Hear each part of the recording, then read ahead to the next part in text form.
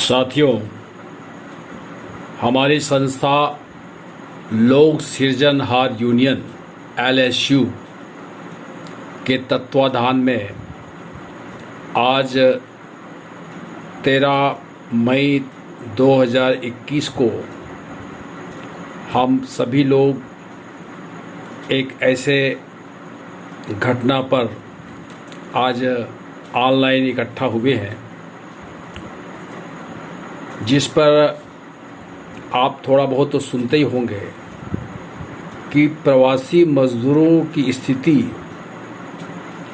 आज जो हम देख सुन रहे हैं, उतना ही नहीं बल्कि जहां वे काम करते हैं वहां पर बहुत बुरी स्थिति है।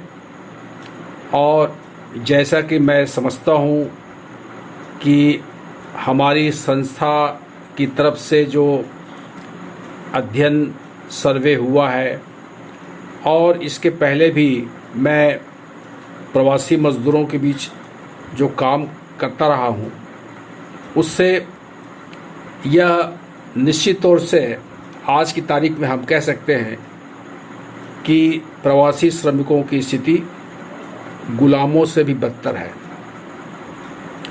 कहने के लिए तो हम आज 21वीं शताब्दी में रहते हैं, प्रजातांत्रिक देश कहा जाता है, लेकिन प्रवासी मज़दूरों के साथ में जो मज़दूरी का कार्य का जो भी मालिकों के साथ में संबंध रहता है, वो पूरी तरह से बंधुआ मज़दूरी की स्थितियों को हम देखते हैं। साथियों, उनके बीच में जो कानून बना हुआ है, श्रम कानून, जिसमें उनके अपने प्रवास स्थल में जाकर के काम करने का तमाम तरह के जो भी उनके अनुबंध हैं वो लिखित तौर से रजिस्टर्ड होना चाहिए, लेकिन ऐसा कुछ होता नहीं है। उनके परिवार के जो छोटे बड़े बच्चे हैं वे भी साथ में जाते हैं कार्यस्थल से, और उनके जो निवास स्थान है उसमें कोई दूरी नहीं होता। बिल्कुल खासकर जो ईंट भट्ठा होता है, उस ईंट भट्ठे में जहाँ पथाई होता है, जहाँ पर ईंट को पकाया जाता है, भट्ठी होता है, चिमनी भट्ठी, और मज़दूरों का घर बिल्कुल जानवरों की तरह, जानवर से भी बदतर स्थिति में उनका घर रहता है। और इसी तरह की एक घटना अभी पिछले 13 मार्च 2021 को हुआ कि बिलासपुर ज़िले के बकरकुदा नामक गांव, जो मस्तूरी ब्लॉक का एक गांव है, वहां से एक मज़दूर परिवार को ले जाया जाता है भट्ठा में काम करने के लिए, और वहां पर जिस जगह पे उनको रखा जाता है, झोपड़ी कहा जाए या आप उसका चित्र हम लोगों का जो सोशल मीडिया में वायरल किए हैं उसमें देख सकते हैं कि कितनी दयनीय स्थिति में, बुरी स्थिति में वो जहाँ पर रहने का झोपड़ी है। और वहाँ जाने के बाद में कानून तो ये कहता है कि बच्चों को प्राथमिक शिक्षा की गारंटी है संविधान से, लेकिन कोई अमल होता नहीं है कहीं भी। और इसीलिए उनका एक बच्चा जो लगभग 1.5-2 साल का रहा, वो लोग मज़दूर परिवार पति पत्नी काम करते हैं, और बच्चे जो हैं जहाँ कहीं भी उन लोगों को जगह रहता है खेलते हैं, जैसा भी दिखता है उन लोगों को।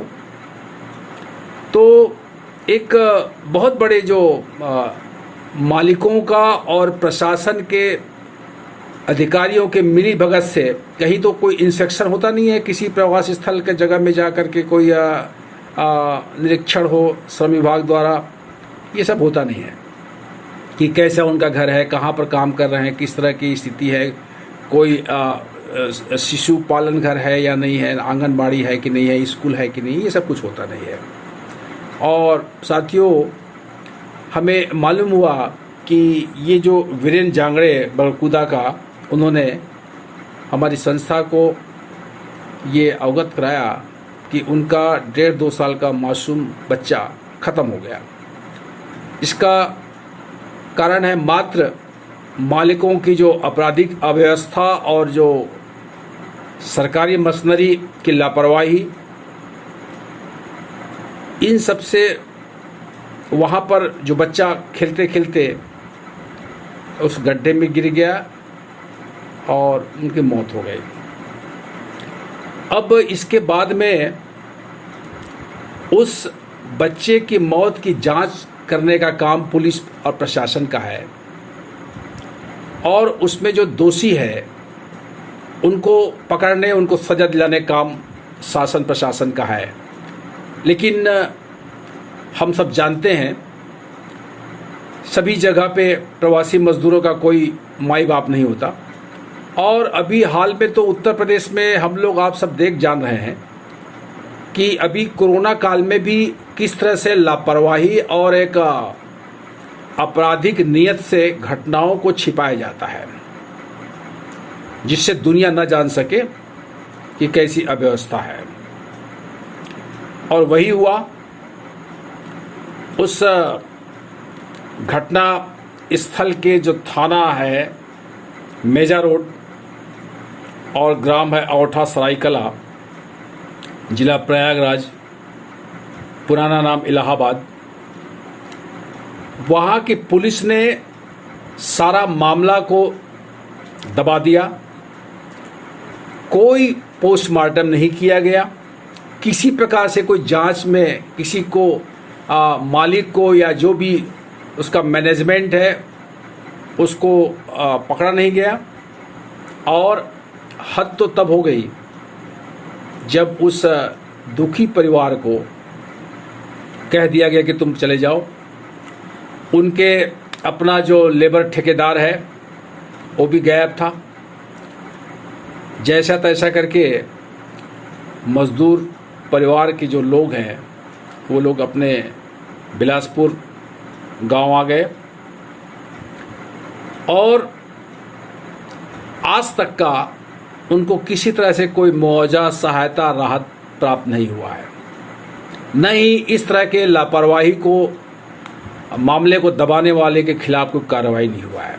इसीलिए हमारी संस्था लोक सृजनहार यूनियन यह मांग करता है और आज की तारीख में, आज 13 मई 2021 को हम इस ऑनलाइन कार्यक्रम में सभी साथियों को और हमारे जो भी किसान मजदूर हैं, प्रवासी मजदूर हैं, वे सब इस बात के लिए हम आज संकल्पित हैं कि इस घटना की जांच हो और जो भी दोषी हैं उनको सज़ा मिले, पीड़ित परिवार को राहत सहायता मिले और ख़ासकर जो प्रवासी श्रम कानून है और जो शिक्षा का गारंटी, संवैधानिक गारंटी दिया गया है, इसके अनुरूप हर प्रवासी स्थल में, चाहे वो ईंट भट्ठा हो, चाहे कंस्ट्रक्शन साइट हो, जहाँ कहीं भी मजदूर परिवार रह रहे हैं, उनके बच्चों के लिए शिशु पालन घर, आंगनबाड़ी और स्कूल की व्यवस्था किया जाए। कानून में तो बहुत कुछ लिखा हुआ है, लेकिन आज की तारीख में इसका कोई अमल नहीं होता। और इस कार्यक्रम के माध्यम से हम शासन से, सरकार से मांग करते हैं कि प्रवासी मजदूरों की जो कानून में प्रावधान है कि उनका रजिस्टर्ड होना चाहिए, उनके तमाम काम काज का, मजदूरी का एक लिखित रूप से हिसाब किताब होना चाहिए। वो सभी मांगों को हम आज इस कार्यक्रम के माध्यम से सामने ला रहे हैं।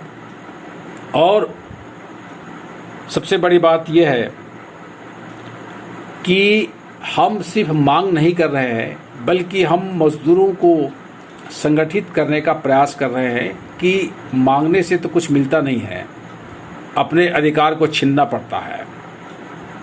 इतने लाखों करोड़ों की संख्या में हमारे देश में एक राज्य से दूसरे राज्य जाते हैं, और अभी पिछले कोरोना के समय भी हमारी सामाजिक संगठन गुरु घासीदास सेवादार संघ GSS ने GSS कोरोना आपदा हेल्प डेस्क का एक प्लेटफॉर्म बनाया था, जिसमें हज़ारों लोगों के साथ में हम लोगों का अपना संपर्क हुआ, प्रवासी मजदूरों का। और आज भी अभी जो माहौल है उसमें हमारा जो LSU की तरफ से भी हेल्प डेस्क है, जो इन सब चीज़ों को लेकर के काम कर रहा है।